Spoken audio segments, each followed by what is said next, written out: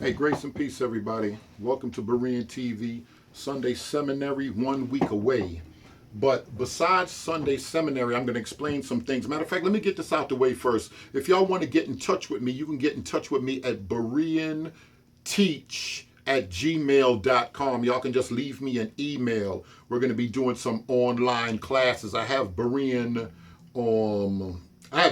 Teach, and y'all can get in touch with me, and you can see that we're going to start setting up some live teachings. I noticed that I'm getting so many questions from all over the world, actually, concerning Black conscious Christians and Hebrew Israelites and apologetics, and how do you properly interpret the Bible. So I'm going to have what's known as Sunday Seminary. We're going to get into the history of the College of the Bishops, the development of the Bible, how people use the Bible esoterically, Freemasons and different people down throughout the ages. We're going to get into UFO cults, and that's the heaviest of all of the teachings that we're going to be doing. They're like an hour and a half classes, and they'll be open for questions and answers. You'll get homework and you'll get a certificate in the end. We're going to explain a lot of things about ministry. Somebody to me that's been down with ministry, used to be a pastor. I'm coming from a unique perspective. I build with a lot of 5%ers, Freemasons,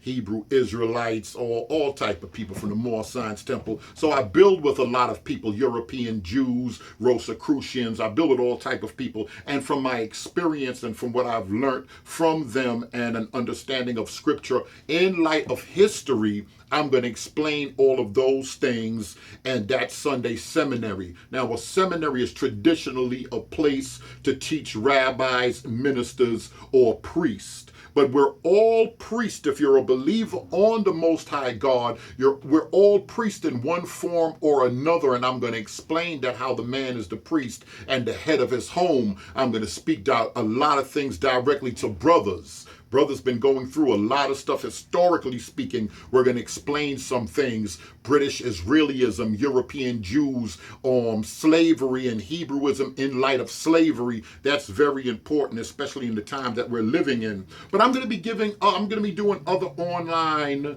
teachings. We're going to have teaching, not so much church. We're going to have teachings online where I'm going to recommend books and I'm going to explain some things to you. I'm looking up in the library. A lot of people, if you're a serious student of the Bible, there are certain things you need to have. You just can't go around on YouTube, on the internet, and just call yourself doing scholarship, because it's not really scholarly work on there. I have with me here is a King James Bible.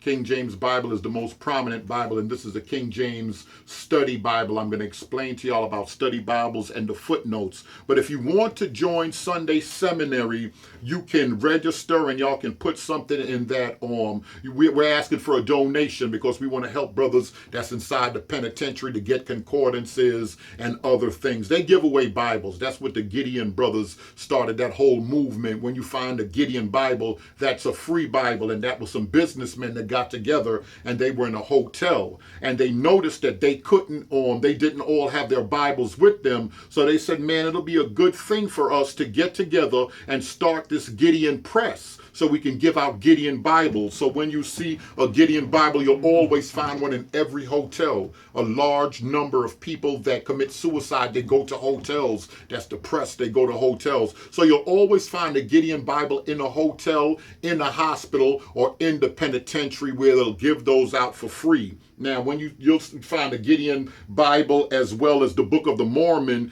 in the Marriott Hotel, because that Mormon family, they're heavy givers and they're dedicated to that Mormon belief. So you'll find a Gideon Bible in one side of the drawer, and the other side of the drawer in the Marriott Hotel, you'll find the Book of Mormons. But the majority of hotels you go to, those Gideon businessmen said they wanted to get those Bibles out there. But I want to help brothers in prison. Outside of the Bible, if you're a serious student of the Bible, outside of the King James Bible, you must have a Strong's Concordance. This gives every single word in the King James Bible and explains the different Greek renderings for those specific words. I explained in another video, love. There's different Greek words for love. You have phileo. That's where you get the word Philadelphia from, the city of brotherly love, you have agape love, and you have eros and erotic type of love. You have different type of love, and that is a good tool to understand the King James Bible when you're doing specific word studies. I know some ministers watch me, some people that's been in ministry for years, but in all actuality, there's a lot of people that never even heard of a Strong's Concordance, a Strong's Exhaustive Concordance. And if you're a serious student of the Bible, these two things you're going to have. A King James Bible. I'll explain copywritten material with the King James Bible and how Bible is selling Bible's a big business right now. I can have a King James Bible because it's an old Bible before copywritten material really came on the scene, but I can put my Berean footnotes on the bottom of the Bible, and Bibles are good sellers. And then I'll come online and I'll sell y'all the Berean Bible, the Berean Study Bible, because the footnotes on the Bible are my personal opinion and from my years of study, but the wording is actually King James. So you have a lot of people that's into the Bible business just because of that. You have John MacArthur Bible, Joyce Myers, Jimmy Swaggart Study Bible. Bible's a big business, but a King James Bible, even if you don't have the footnotes, a King James Study Bible is good because I see there's a group of scholars that get together. Anytime it's a group of scholars, it's always better than one person. Jimmy Swaggart want to come out with his own Bible and his own opinions, his own footnote from his own researcher. But when you have a team of people that's dealing with it, it's a little better. So we'll get more into that in the different classes. But a King James Bible and a Strong's Concordance. Now, for other people that we're going to do classes for, that's not going to be involved in the Sunday Seminary. Sunday Seminary, that's different. Like I said, it'll be questions and answers. We back and forth. People have my personal email, my personal number, and it's like a personal trainer type of thing. We were talking about that, and I guess we can look at it like that. A lot of people can go to the gym, but when you start going to those other classes, that's one thing. And when you have a personal trainer, that's another level. That's where it's more dedication, and that's the only thing that we're asking a donation for. That if y'all can donate to the PayPal account, we'll put a link there. If you go to Sunday Seminary register, put a link there, because we're trying to get these concordances in the hands of brothers that's in the penitentiary, brothers that's really studying, that's coming home to marry some of these sisters, that's coming home to be involved in ministry, and brothers are doing the right thing. We want to equip them. We want to help them, especially in light of so much foolishness on the internet. Brothers have to get steep into the word.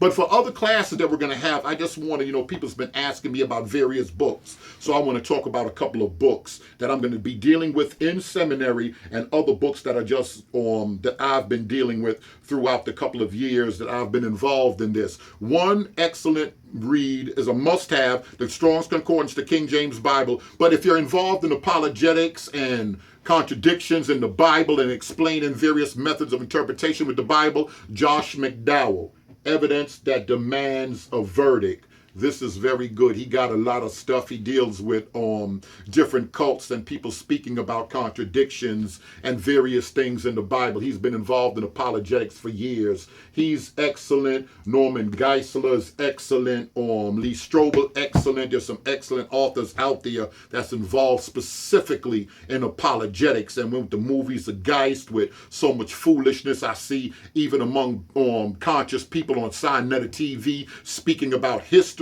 and speaking about the Bible, a lot of people are confused and they just need clarity. So I'm going to explain principles of research, how we research, and what we call a primary and a secondary source. When you're involved in scholarship, a lot of people have biases, but I can never say that I can't read a history of Hitler and what happened with European Jews from a Jew just because he's Jewish. I can't say that I cannot read the history of the Prophet Muhammad from a Muslim just because he's Muslim. I can't say that. So, and I don't want to throw the baby out with the bathwater, and I find a lot of people doing that with scholarship. Something else we're going to be dealing with in Sunday Seminary is Raymond Brown, An Introduction to the New Testament. A lot of people don't understand that the New Testament is more attested to than any other piece of literature coming out of the ancient world. There are more manuscripts, more in different languages. More people study the New Testament than any Homer, than any other book coming out of the ancient world. And that's good, because we have a wealth of information. Far as who were a lot of people don't understand who were the Pharisees and who were the Sadducees. We don't see those people in the Old Testament, but all of a sudden the Pharisees and the Sadducees and the scribes, they pop up as soon as the book of Matthew open up, and they're the ones that are at odds with Jesus the Messiah. So we're going to talk heavily about the intertestamental period and Mark Antony and Cleopatra and Alexander the Great. We're going to get heavy, we have to get heavily into Constantine. And like I said, I might do a little history on the College of the Bishops. Why are these bishops looking like the Catholic Pope? There's a movement to deceive Protestants. There's a movement to deceive Pentecostals. We're going to talk about the Jesuits, and it's a lot of stuff. I pull out some other people I often quote a lot. I probably pulled this out of the stash. This is like 27 years old. Dr. Ben, We the Black Jews. I'll be referencing a little bit of Dr. Ben, and I'll explain to y'all where Dr. Ben is coming from, especially for those that are conscious. Texas Mars, I'm going to be dealing with some of this here when we start talking about the New Age movement. There's an influx of occult activity that's going on, and Deuteronomy specifically tells Zion, the people of the Most High God, the chosen people of God, not to be involved in seances and necromancy, speaking to the dead, looking to dead grandmama. And a lot of people are doing that, and we see that that's on the rise now in these last days, and everybody's making it sound like, oh, because you believe the Bible, you're crazy. There's spirits out there, and we can talk to the spirits. We did it in Kemet. We did it in Nubia. And I'm going to explain all of that stuff and why everybody, the Canaanites and everybody, were doing it. But the Most High God forbid his people, Zion. He forbid his chosen people, the church, Israel, those that he has called out. What is God doing with the church? The church in light of Israel. I'm all over the place, but it's going to all make sense with the classes. The black man in the Old Testament.